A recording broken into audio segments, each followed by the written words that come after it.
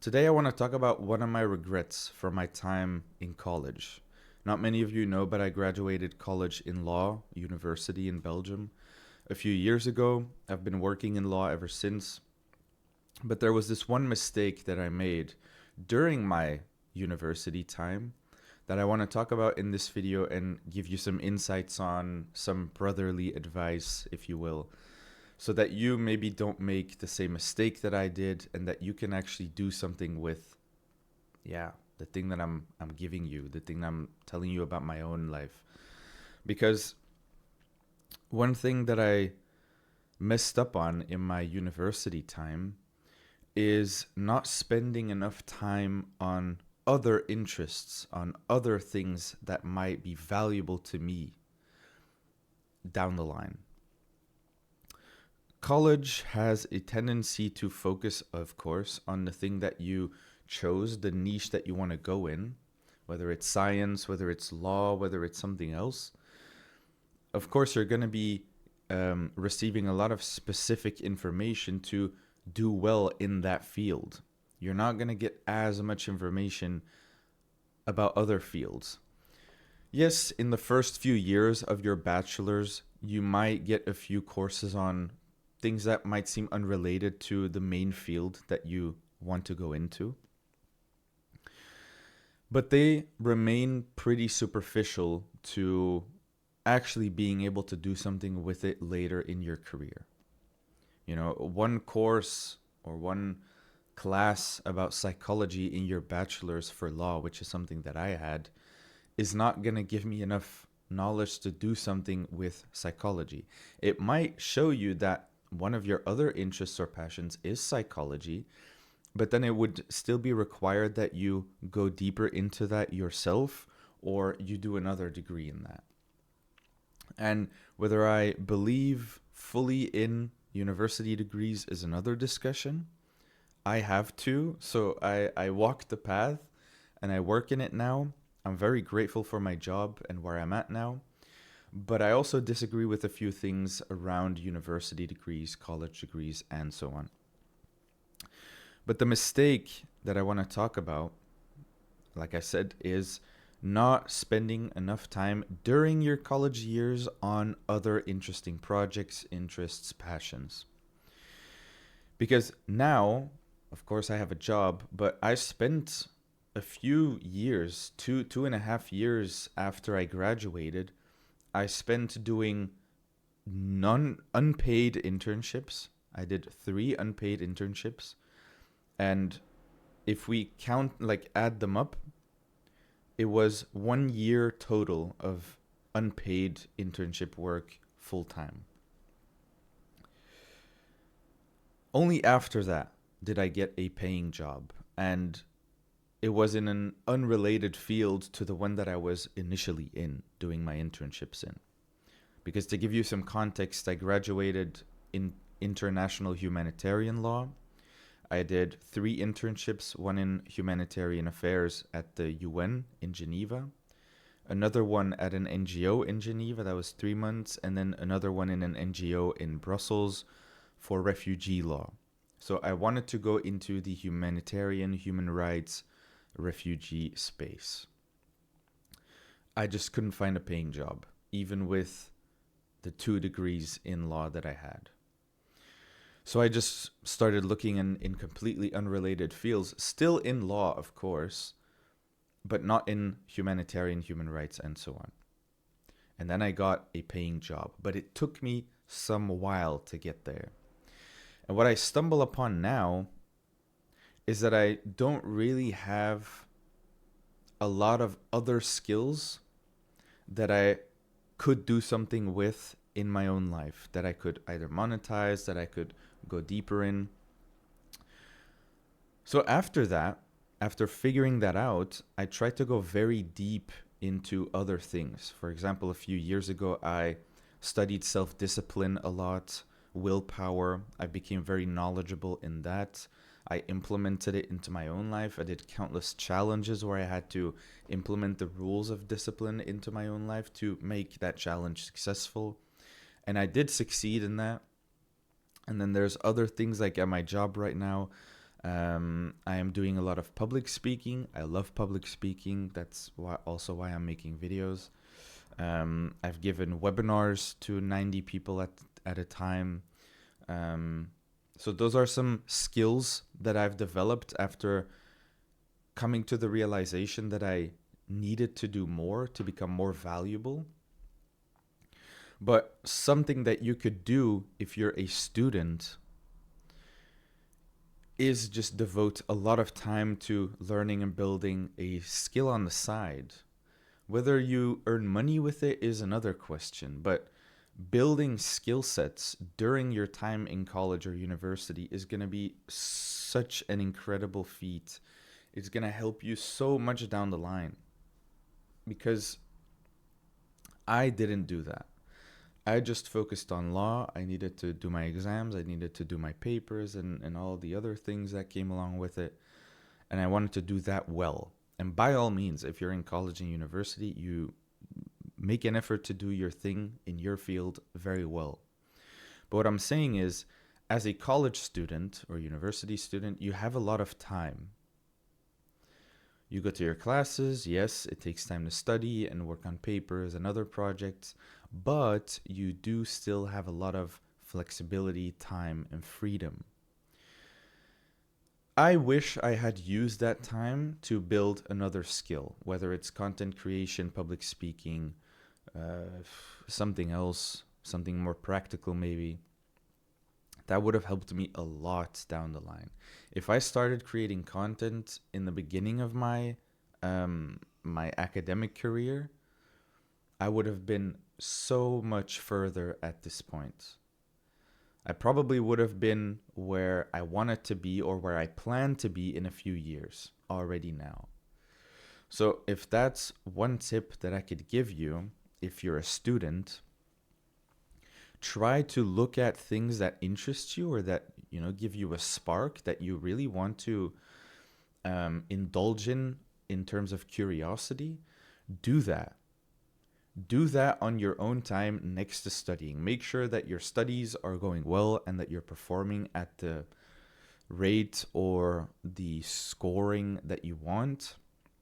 Make sure that you do enough effort, or you put enough effort into that. But on your free time, try to focus on other skill sets that you can develop and that you can leverage later down the line. Even in job interviews, if you can show that you've practiced and that you've actually done pretty well in, for example, public speaking, an employer will see that. They will not dismiss that, but of course you need a bit of proof that you can. So that's why I recommend, kind of next to your studies, try to build projects in connection with other people. Don't just, sit in front of your desk and learn a skill by just reading a book. No. Actually implement the skill that you're trying to build. If it's public speaking, try to, go to places where you can do public speaking, events that you can speak at, webinars that you can give by just making content and then having people sign up to your webinar for free or for €5 or whatever. Try to implement it in practice. Like, try to get people to connect with you on the skill that you're trying to develop, because that will give you real world tangible results that you can leverage later down the line if you wish to. Now, it could be that you learn a skill that you won't really need or that you don't really want to use later down the line, but anyway, it's going to be very beneficial. You're gonna become a valuable person in the marketplace, someone who has a lot of skill sets and is very difficult to replace. And that, by the way, is also what my community is about. I'm treating it as a waitlist for a mentorship currently, but the community is fully free so that you could just go in and connect with other polymaths. So if that's something that you might be interested in, you can check out the link in the description. But that's really going to be your best bet for the future, is starting very early as a student, because you have a lot of time and a lot of freedom, a lot of flexibility between your classes. And trust me, I know, because I was a student, and now not all universities are the same, but as a student, let's face it, you have a lot more freedom and flexibility than when you have a full-time job, for example. So really try to build those skill sets. Spend time working on projects that that will give you the skills that you can leverage later, because that's going to be the way forward. And that's a mistake that I made that I wish I had spent a bunch more time on earlier in my career, because I'm like I said, I came to this realization and then I shot awake and then I started building other skill sets. But it's really important that you do it as fast as possible, because if you're someone that's ambitious and you have dreams and you really want to go for them, the sooner you start and the more agency you have, the faster that you take action on those ideas, the better it will be for you. It's something that I notice in my own life, but I feel like that's objectively what everyone knows, right? Everyone objectively knows that in order to achieve things faster, you need to take action faster. And now, don't hear me wrong. You could still, go into a field, do amazing things in that for 20 years, 15 years, 10 years, and then only then decide to pivot. It's possible. There's a lot of people that, start doing something else at 40, 50 and are successful in that. I think Alan Rickman, the actor that plays Professor Snape in Harry Potter, got his first successful role at like 45 or something. And now he's loved by fans all around the world for his amazing work. So don't get me wrong, there's no time limit to what you can achieve and what you can do. But I wish I had started earlier, because that would put me a lot further than where I am now. Even though I'm very glad with where I am now, I would have been further, because I also have dreams and things that I'm working towards. So as a graduate, someone who went through those phases of being a student and like internships, exams, the social life blooming in college, I can tell you, try to focus on those skill sets, try to focus on things that you can develop more with your free time in college, because you will really thank yourself later. And if there's any recommendation that I could give for skills that you could develop, it's 100% going to be polymathy. So the skill of skill learning and developing new skill sets and knowledge and expertise. But next to that, combine it with content creation. And the reason for that is, one, it's just you have the most leverage if you create content, because one video, million people could watch. So for the time that it takes you to make one video, it has unlimited potential to how many people could actually benefit from it. There's the most leverage in content creation. That's reason one. Reason two is that personal branding is going to become increasingly important in society that is being ruled by AI. Because whether you like it or not, AI is going to become a staple of society. Everyone's going to be using it in some way. And personal branding is one way to set yourself apart in this world where knowledge is no longer a moat. Knowledge and information is no longer the sought out thing. It's the thing you do, the way you portray yourself, the how you implement that knowledge and information that will make a difference. I feel like, think about it. If it's a dentist in your local town that has done very good studies to become a dentist, they are doing an exceptional job, but there's another dentist somewhere else that started a personal brand, they are going to be more recognized as an expert. People are going to that person because they just have more leverage. Their personal brand is leveraged. More people know it, will know him or her. And this is more true for fields that are at risk of being replaced by AI. For example, in law, you need to leverage your personality, who you are, what you stand for, what your expertise is, but combine that with all of those things. You see it in Belgium now. There's a few very known lawyers, and they have a personal brand, and they will stay hot for years at a time, while other lawyers and other jurists will get replaced by AI. I wouldn't say fully. I don't think you can fully replace it by AI, but there's going to be a lot of shifts in the market because of that.